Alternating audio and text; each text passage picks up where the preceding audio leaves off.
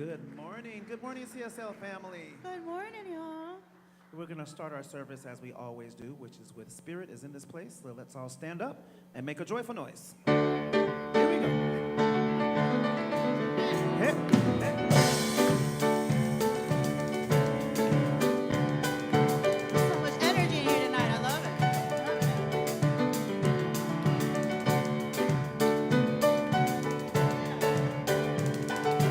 We have come together as a family.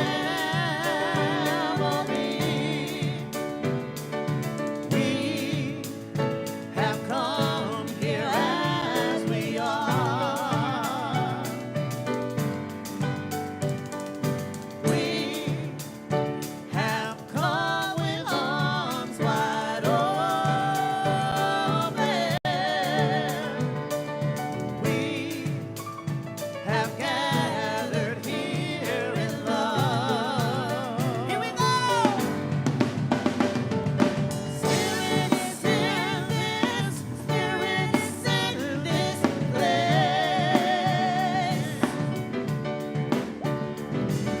Spirit is in this. Spirit is in this place. Spirit is in this. Spirit is in this place. Praise the room with shouts of praise. Spirit is in this place. Spirit is in this. Spirit is in this place. Spirit is in this. Spirit is in this place. Spirit is in this. Spirit is in this place. Praise the room with shouts of praise. Spirit is in this place. Praise the room with shouts of praise. Spirit is in this place.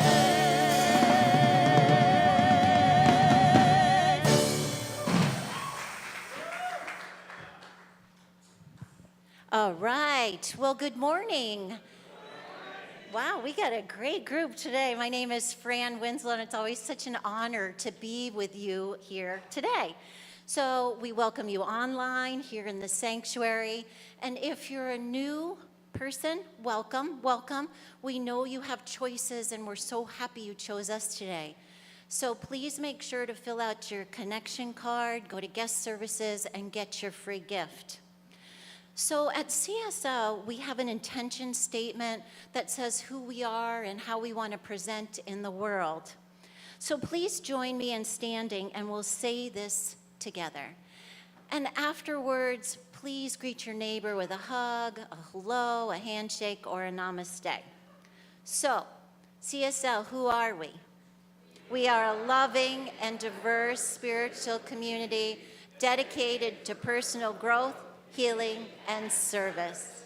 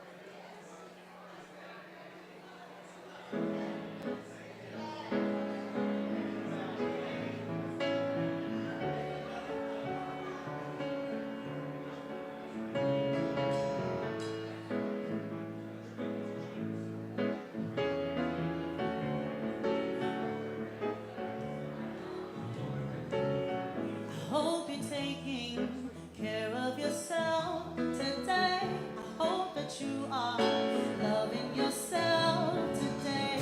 You deserve the love you so give away. I hope you know that you're beautiful today.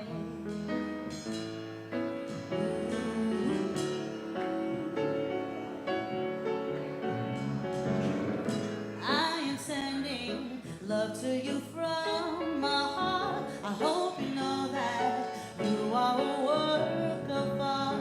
When it feels like your world is falling apart, please remember that you are never alone. Never alone. So if you feel like giving up today, just know that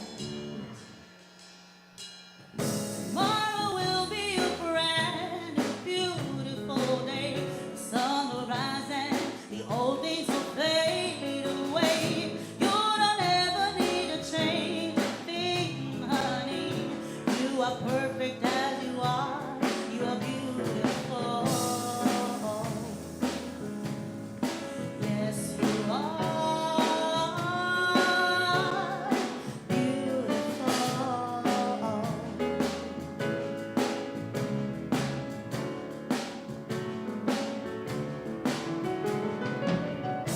I am here for you whenever you need. Don't you listen to negative self-belief. Everything will be okay soon. You'll see you are strong, wonderful, worthy.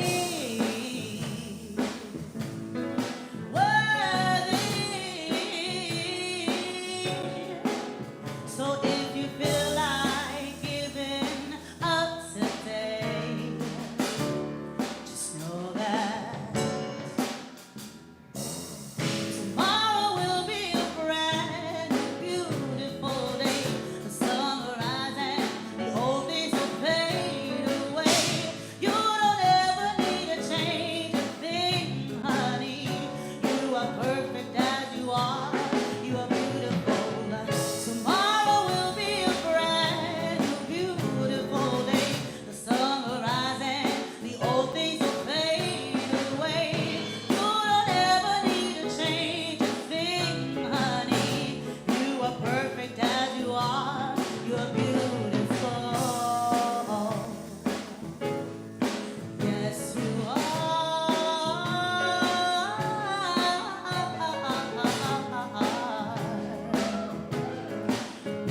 beautiful.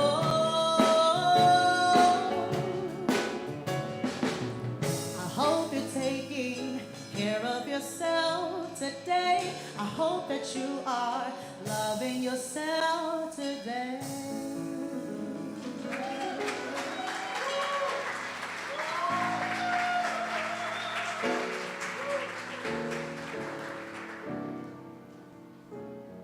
Good morning, CSL. I'm Dr. Chris Michaels, and I feel beautiful today. That was a lovely song. Thank you for that. At Center for Spiritual Living, we decided, as we came together as a community many years ago and decided what our core values would be. I held a meeting and I said, what is the most important thing to us? What do we value more than anything else? And the basic question is, why are we opening our doors? What is this all about? And we decided as a community that we have 7 core values. And I'm here to share them with you this morning. And they are love, and healing, and oneness, and abundance, and spiritual growth, and service, and diversity. And the core value we're highlighting today is one of my favorites, abundance. Abundance. Abundance. Yes. No, I'm not going to do that. But here is a truth that you'll want to remember.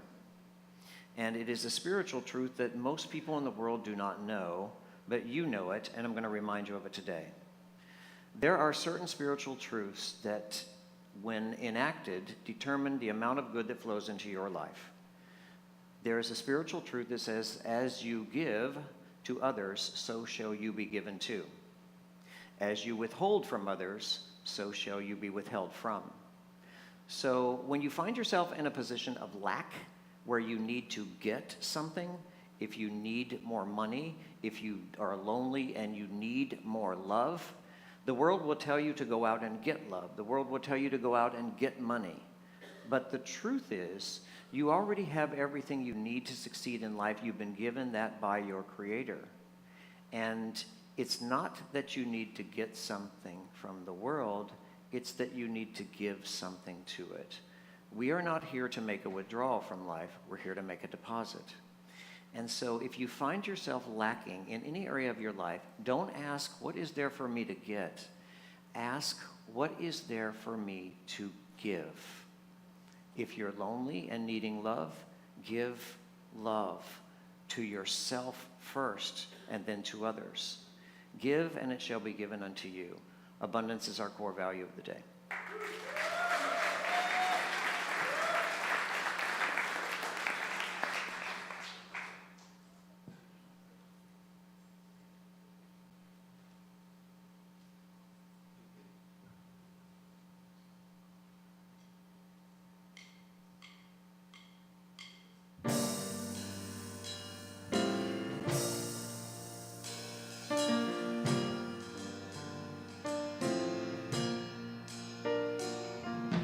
I'm not a stranger to the dark. Hide away, they say, 'cause we don't want your broken heart. Learn to be ashamed of all my scars. Run away, they say, no one will love you as you are. But I won't let them break me down, 'cause I know that there's a place for us. For we are glorious. When the sharpest words wanna cut me down, I'm gonna see the blood, gonna drown them out.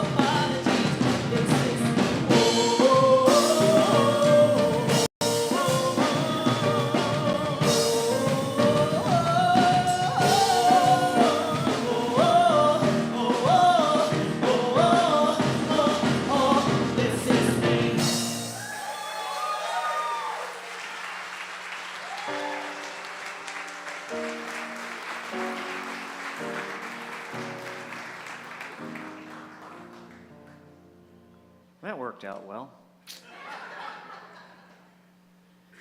So it is my pleasure to introduce to you today our guest speaker. His name is Reverend Dr. John B. Waterhouse, and he's been a devoted religious scientist since discovering our teaching in 1984 at the Miami Center for Spiritual Living. So we go back a long ways. He was, like me, a pilgrim. He founded his own ministry. He is the founding co-minister with his wife Barbara of CSL Asheville, North Carolina. Like myself, he's an author because, you know, he's a Virgo and I'm a Virgo and we like to write. So he's the author of 5 Steps to Freedom, an Introduction to Spiritual Mind Treatment, and The Sorry Syndrome, How to Learn from Missteps Without Apologizing. I'm going to read that one, and I'm not going to say I'm sorry. I'm reading it. His commitment to leadership in our spiritual movement has called Dr. John to serve in many positions in our leadership, including the highest position. He served as 2 terms as president and field leader of Centers for Spiritual Living, the Pope of Religious Science. Would you help me welcome to the stage a good CSL welcome to Dr. John Waterhouse.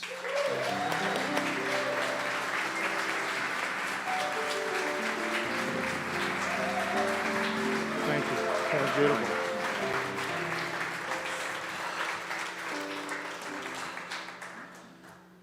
It's such an honor to be here. I'm so grateful. And I am your guest speaker. However, I've had heartstrings to this community for almost 40 years. So I'm no stranger, at least in my mind. And what other mind is there? My big connection here, of course, is that my wife, Barbara, was trained to be a minister in this center. And so what I've learned from her, she learned from people here. And it's all worked out very well in my life. So again, I'm delighted to be here. Our topic this morning is Let Yourself Be Loved. And we begin with a quote that comes from the one who wrote this book, The Deal. You all read this, right? Okay, so when it comes to love, this is what Richard Smalley has to say. He says that it's that which unites self and other while preserving the integrity of each. Doesn't that give you the warm fuzzies? What does that mean? Well, actually, I agree with him. I think that it truly is a process of uniting yet not dissipating who we are. However, it still leaves the question, what is love? Because I think that's saying what can happen as you have an awareness of love. But really, what is love? And with that question, I want to give you an answer that I heard, decades ago from a Mayan shaman. This shaman who came up from South America or Central America, wherever that happened to be, described love as the glue that holds the universe together. Wow, I heard a wow. It certainly wowed me when I heard it because it caused me to really look at this idea of love and to understand it in a different way. Because most people think that love is an emotion, and they think that it's something that you can give or withhold. But if it's the glue that holds the universe together, that can't possibly be. It's got to be something greater than an emotion. It's got to be something more powerful than that. So we look at this thing called love and ask ourselves, how is it that we interact with this thing called love? Well, it's come to me that if love is what that shaman said it was, and you don't have to like the word glue, although I will say that the physicists that I've known, I've posed this question of what is the glue that holds the universe together? And the most honest answer I've ever gotten was, I don't know. So the fact that physicists don't know what it is another strong argument for it being love, because they don't deal in things like that. So this idea of love in its absolute state must be that it is that. It is ubiquitous. It's cosmic. It's universal. Is omnipresent. And if love is these things, then we can't give it away. And we can't receive it because it's already there. Again, most people go back to this idea that love is affinity and affection, but I don't believe that it is. I believe those are wonderful things. But I don't limit the idea of what love is to when I'm feeling happy about something. What I believe is that love being the constant, it's up to us to remember that. It's up to us to be aware of that and to live from that understanding. And when we don't, we get in trouble. So as much as I have affinity for things in my life and affection for individuals, that's not love. Love is something bigger than that. So my job is to be aware of love. No matter what's going on, no matter what the situation is, my job is to be aware of love and to know that it's always there, no matter how difficult the circumstances of my life may be. That love cannot be kept from me. That love is my absolute right to experience as a spiritual being. And when I'm clear about that, it really works. And when I'm not, I get myself in trouble. And it has been pretty consistent throughout my life. So love this perfect, absolute presence. We must call it the presence of God. If love is ubiquitous and God is omnipresent, they must be the same thing. So being aware of love is being aware of the divine. And as much as that is true as individuals, it's true for us in our self-realization of love, that we are that same thing. And when we're clear about that and we use that, our lives reflect it in all that we think, all that we say, and all that we do. We have to know who we are before anyone else can really know us. Now, I'll make an exception. Practitioners can know you are without you knowing it. But beyond that, most people will not reflect on that. They won't. They'll limit it to what you see as yourself.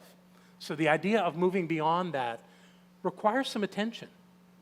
It requires that we awaken to this true essence of who we are.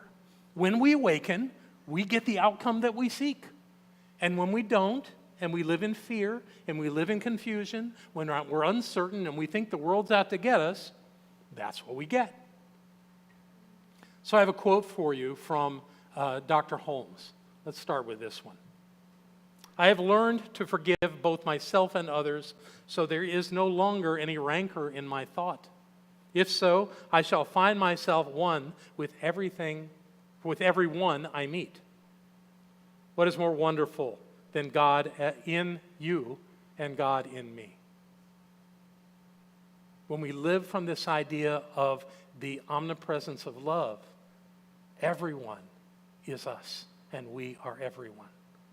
And that powerful notion reflects in all that we do, in every way. Dr. Chris mentioned the book I wrote on spiritual mind treatment, Five Steps to Freedom. In the beginning of that book, I chose to include a poem that I wrote decades ago, and I want to share that with you. It goes like this. I live in a world created by love. Love is what I am. In all that I think and say and do, love is what I am. Before me, behind me, around me, inside me, love is what I am. I am filled, overflowing, and clear in my knowing. Love is what I am. I say that to myself, and I remember that love is what I am. And that if I move through life with that clarity and that understanding, my life works. It's a glorious journey. And when I forget, as I've already said, I get myself in trouble. Now, I'm not a poet. I dabble. But I have words from a real poet for you this morning. In fact, he's a Spanish poet named Juan Ramón Jiménez. He also is a Nobel Prize laureate. And he wrote some incredible words that I want to share with you this morning. The poem is entitled, I Am Not I. I am not I. I am this one. walking beside me, whom I do not see, whom at times I manage to visit, and whom at other times I forget. The one who remains silent when I talk, the one who forgives, sweet when I hate, the one who takes a walk when I am indoors, the one who will remain standing when I die. I am not I am this one. Isn't that powerful? What he's speaking of is the divine that we are. Our true essence is divine. Our true essence is the God that created the universe, infinitely present at the point of each of us. To remember that is not to, in some way, be a narcissist. It's not, in some way, to stand out above others, because what is true for us is true for everyone. So our work, as Holmes says, is to move beyond seeing some difference and having problems with someone. Forgive everybody of everything, because it's all God. If you want to blame God for your problems, you may want to see one of these practitioners, because you got some work to do. But the truth is that stands far beyond anything else that we can think of. The presence of the divine, that thing we call love, living at the point of you and at me. So the question is today, how do we let ourselves be loved? How do we get out of that rancor, that upset, that confusion, that judgment, whatever it is that's calling us not to remember who we are? What do we do? How do we do that? Not always easy, but it's always worth doing. So I want to share the big story of my life, which did not start out to be a very happy one. At Christmas time in 2019, my beautiful partner in ministry and in life had an ischemic stroke, which paralyzed the left side of her body. She did not have that stroke at home. She actually had a flash of something that looked like a stroke at home, and I raced her to the hospital. The head of neurology at our local medical center said, we want to send your wife to a facility, another place in North Carolina which specializes in stroke. So we agreed to that, and an ambulance came and carried her to Winston-Salem, North Carolina, to Baptist University Hospital there. She was admitted. She was admitted in the afternoon. It was the 19th of December.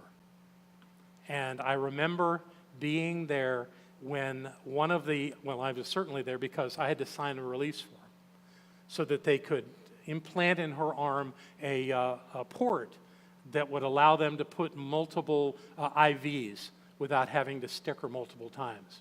They had me sign a release for that. And I was present in the room when they tried to insert this. And the PA that was working with her failed 3 times. And when she gave up and stepped away, I saw Barbara having her stroke. And there was nothing I could do. Nothing that I could do except blame myself. Because I knew she had high blood pressure. Why hadn't I done something to help her work that out? What they discovered immediately when she went into the hospital was that she had 100% blockage in her carotid artery. I hadn't done anything. And then I went in and signed that damn form and let them do that to her. So I was putting a lot on myself, more self-judgment than I'd felt in a long time. My inner critic was having a field day. Well, this was in the afternoon of the 19th. That evening, the lead surgeon in the stroke unit came in to her ICU room and explained to us that the thing that she wanted to do was to clear that artery. But she explained that clearing that artery, going in through Barbara's thigh up into her neck, that if they were able to clear it, that the particles, bits of blockage there could go into her brain and create an even worse stroke or kill her. But that was the only option they were offering us, that or nothing. I remember looking at her in that moment. Our eyes were glued to each other, and she nodded yes. And so we went ahead with it. It was after midnight when they came to get her for surgery. And they did. They came and carted her away. And I was lost. I was lost in that moment. So I started calling my colleagues. I had my phone with me. I had lots of them. I had been president of the organization. I had everybody's phone number except Chris's. I called lots of ministers that night, well after their bedtime in most cases. But nobody gave me a hard time. Everybody loved on me. Everybody said that they would either they would hang up and do their work, or they did it right there on the phone with me, and it was lovely. But I wasn't satisfied. There was nothing in me that felt complete with that. I was still terrified. So I kept calling and talking to all these beautiful people and not feeling right about it. Then I came to a number in my directory. The number of a minister that I had not spoken to in 7 years. This was someone that had stood forward for the position of president of CSL. And I was elected and she was not. And she was really angry with me. She called me a fraud. She said I had no business doing this, and that she would never speak to me again. And I had honored that for 7 years. I'd kept my distance. At all the events we were at, I kept my distance and let her do her thing. But I needed her. I knew that she was a good practitioner. So I took a chance, and I called. And she answered the phone. I told her who I was. And I began to tell her the exact thing that I had told every other person I talked to, which included the idea that the doctor said that if it did not go well, that Barbara could die. And when I said that, she said, "No, no, no! Don't ever say that. Don't ever say that again." She said to me, "Your job is to love her. My job is to know the truth of her." And she hung up.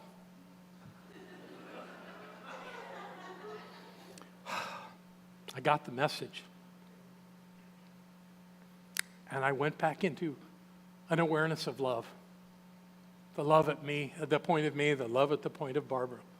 And I stayed there. I stayed there until after 3 a.m. when the surgeon came back in.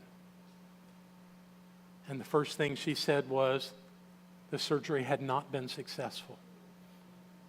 And I said, "Is she alive?" She said, "Yes." I gave her the biggest hug. I did not pick her up and spin her around, but I could have. It took me a long time to figure this out, what had happened that night. But I'm absolutely sure that what happened was that minister woke me up and helped me get out of the way. All those good people, all the practitioners at our center, all those ministers around North America, I was blocking all their good work. I was in the way with my fear, with my inner turmoil. It was like I was guarding Barbara from all this good. But that cycle broke, and Barbara came through it. And the gift to me out of that was 1,207 more days that I could care for her, that I could be with her, that I could touch her, and that I could look into her eyes and say, "I love you." The greatest gift. And for that, I am deeply grateful. Yeah. This is what we do. We forget who we are. We forget the powers we wield. we forget to ask for what we want. And we live in that turmoil, and it holds us back. And that means we're not loving ourselves. So the message I bring to you today is let all that go. No matter how bad things look, they'll look worse if you don't do this. If you don't drop it and be with the idea that you already have everything that you need, include all the love that could possibly be right where you are. That is the greatest truth. That is the power. That is the work. Let's close this with a treatment. I know that God is in this place because we are here. I know that the presence and the power of the one, absolute, infinite, perfect, is right at the point of each of us. That we are born with that. And that when we leave this world, it does not leave us. It is the truth of our being. And that when we know it, our lives work. We are blessed. We are free. We are able to do what is ours to do and be who we've come here to be. And with this awesome power, we have within us the perfect life, the full, rich, whole life that is ours to live. Only good can come when we know the truth. And I claim that for each of us and call us into that light of spirit that we may have that life richly, fully, in every way. This is the truth of my being. I live by it. I know it to be so, and I let it go. And so it is. Thank you.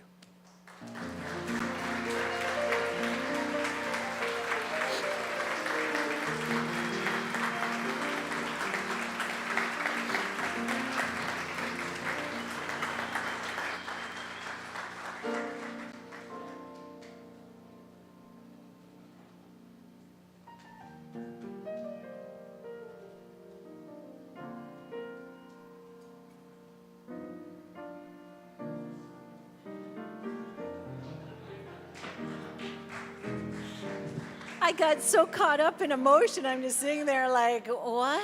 What is everybody tapping me for? Duh, Fran. Okay, so now is the time where we get to practice that law of circulation, for it is in the giving that we truly do receive. It comes back to you in so many ways. And I'd like to thank all of the Prosperous Life community members and partners for their commitment and support that happens on a reoccurring basis. It allows us to budget and plan and to be here for you every Sunday uninterrupted. For those online, we've made it super easy for you to donate. If you're on the app or the website, just click on that donate button. And at this time, I'll ask the ushers to please come forward as we bestow a blessing upon these gifts. So take your gift or just place your hand upon your heart. Divine love, as me, blesses and multiplies all that I am, all that I have, and everything I circulate. And so it is. Amen.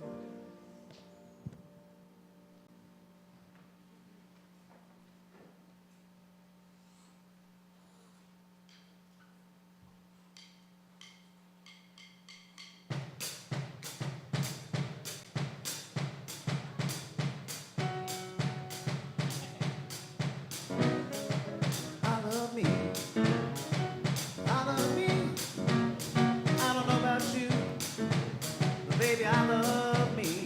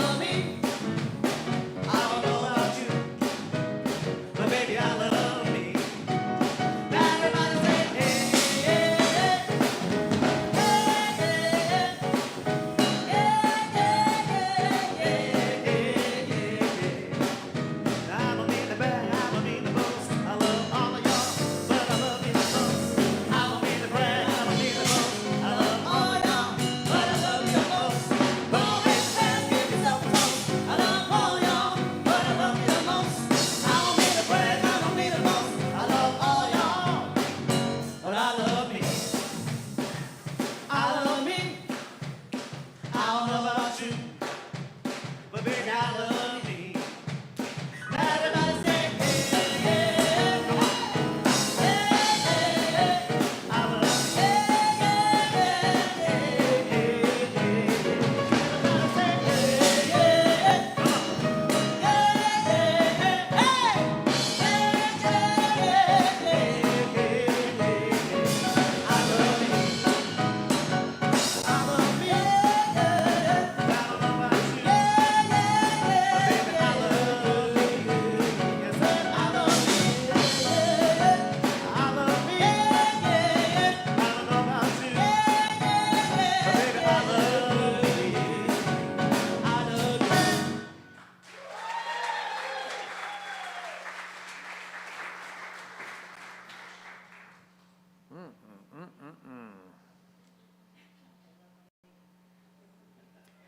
It's hard to go to a place of meditation after that, isn't it? Oh, well, I'll just follow that. Should be easy. But you know, in life, there is a time to scream and yell. There's a time to cry and wail. There's a time to talk, and there's a time to be still.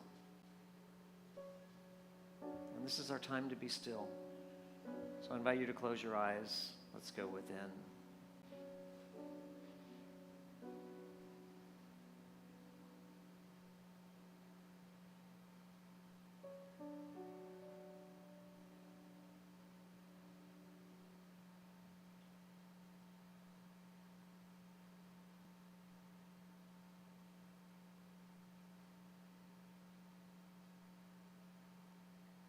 There is a place at the very core of our being that has never been disturbed by any of the outer activity of our lives. The pain and suffering, the challenges, the dark nights of the soul, times when we felt we couldn't go on, left untouched by all the human activity. This place at the very core of you is the essence of your life. It's where your life comes from. It is the animator of your body. It is the mind that governs the universe. It is your best idea. It is the love you hold for anything and everyone. Untouched, pure and perfect, unobstructed, perfect love.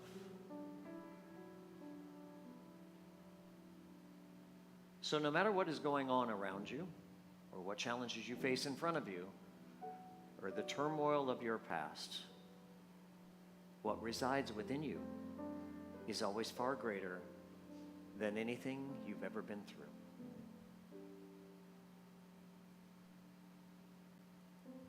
This truth is changeless about you. It remains the truth no matter what. Our challenge is to return to it, to remember it, and to live from it.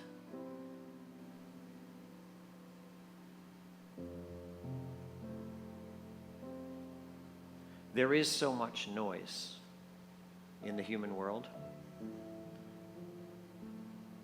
but the source of our truth and the source of our power comes from being still. So let's take 1 minute to be completely still, to sit in the silence and allow the voice of this one Spirit to communicate through us. Be still.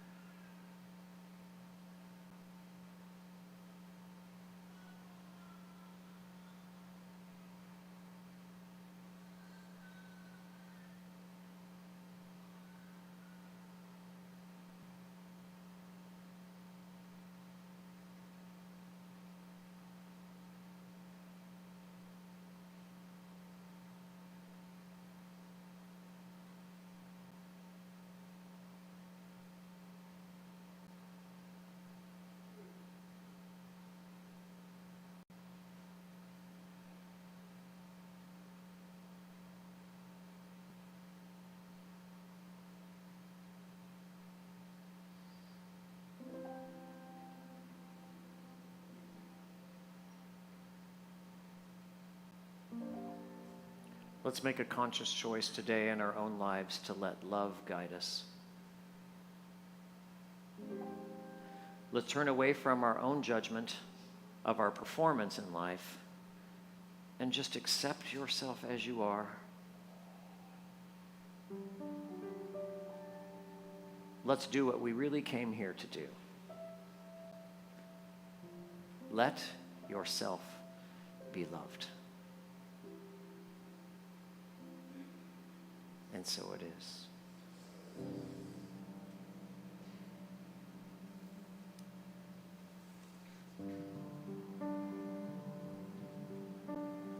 Every day, every day, every day, every day. Every day, every day, every day, every day. Every day, every day, every day, every day. God is all around me. Every day, every day, every day, every day. God is all around me. And I'm thankful.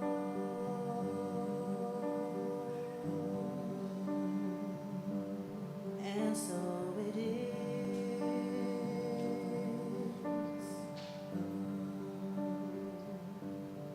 And I'm thankful.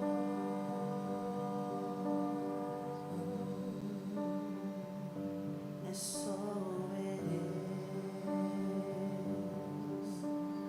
God is all around me.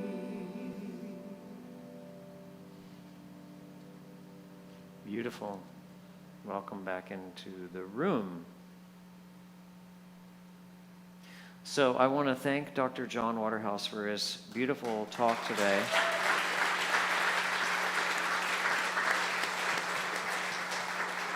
And for sharing what is a difficult story to tell in your own life. When I entered ministerial school, they said, being a minister is about as vulnerable as standing before an audience full of people, naked, and slowly turning around so they can see every part of your flawless body, in my case. So it is a very vulnerable place to be, so I really appreciate you sharing your heart with us today. Thank you. Next Sunday, there will be another guest speaker. He's an odd and strange person. His name is Dr. Chris Michaels. So just letting you know about that. We believe in the power of prayer. We believe that there is a responsive source in the universe, that when we set an intention and we hold an act possible, that somehow, some way in the universe, all the forces come together to make that so. So if you came here today with some issue that you are confronted with some challenge that you are facing, with some indecision, then the place to be is right here, and see one of our licensed spiritual practitioners. They'll all be joining us on stage at the very end of the service and remain up front here to support you. Prayer is also available because we believe in its power and presence. We make it so readily available. You can go to the CSL app and you can just press the button that says prayer. You can call the prayer line at 954-990-5625. And if you didn't get that, all the information is available on the website. You know that we are a teaching, right? We're not a preaching. We don't stand up here and say, you should do this, you should do that. That we actually believe in teaching the spiritual principles that we guide our wellness in the universe, and so we hold accredited classes. There is still time to get in Fran's class, mental equivalence, and all. If you want to figure out how to do that, you can go to the guest services in the lobby to find out how to do that. Thank you for remembering to do the offering today, Fran. She said, what do I do? And like, she's having a blonde moment, she said. So next Sunday, you know, is October 29th, and that's the Sunday before the big Halloween services. And so we invite you as an adult to dress up in costume. We have an adult costume contest. Yes, every year we do this. The prize is $100. So, you know, make it worthwhile, make it pretty, make it wonderful. And also for the kids, we make it a big thing for the kids. We do the trunk or treat. So there's lots of good stuff going on here. You know, you people like to party, you like to play, and you also like to dress up.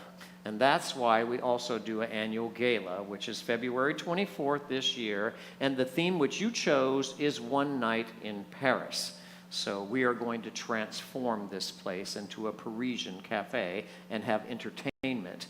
If you'd like to be part of the planning team for that, we would love to have your help. It takes about 100 people to put these things on. So if there's anything that you can do or support us in any way, please see our host, Cheryl Toney, and she'll be in the community room right after service. And put yourself forward to do that. It's a great way to provide service and be involved in one of our core values. If you haven't heard already, I like to take people to what I consider sacred places in the world and have an experience with them that is unlike any they could have in the United States. And so in January, 21st through the 31st, I will be taking 20 people to Thailand and Cambodia. We will cover the Four Noble Truths of Buddhism and look at the Eightfold Path, because Thailand is a Buddhist country and Cambodia has Angkor Wat. We have a full itinerary. It's extremely exciting. We're going to take 20 people only, so we have a few places left. I'm inviting you to come with me. I promise you, it'll be an interesting experience. For all of those of you who have already signed up, I'm going to do an informational meeting this Thursday at 7 p.m. And if you want more information about the trip, you'll need to decide soon because we're getting closer to it. See me after the service, or you can just come to the meeting on Thursday night at 7 p.m. It's also available on Zoom, so you can call the office and get the information. We close our service, as we always do, with an affirmation. And this week, the affirmation was written by Dr. Chris Michaels. And I know you're going to pull it up on screen. And if you'll say it with me, please, and then we'll do our prayer. Say it with me. It says, I must be myself. This is who God created me to be. All right, here it is. There is one life, one lover, one power, one essence, one infinite perfect love that has individualized itself as you and as me. We are unique opportunities for the divine to experience and express itself, never again repeated in all of time and history. When God created you and me, it said, that's enough of that. That's enough of that. The world only needs one of these powerful, unique, precious individuals. No one can be like you, and you can never be like anybody else. Your power, your joy, your love will come from you letting yourself be the full dose of what God has created you to be.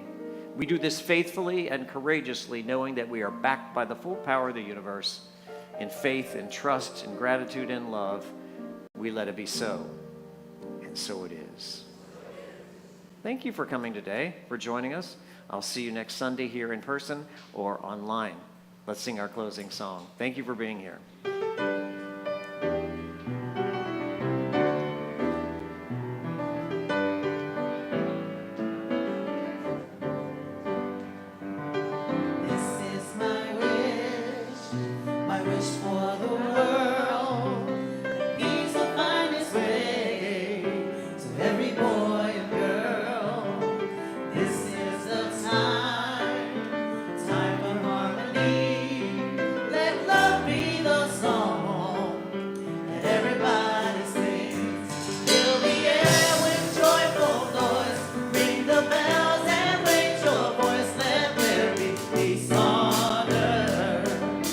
He's honored.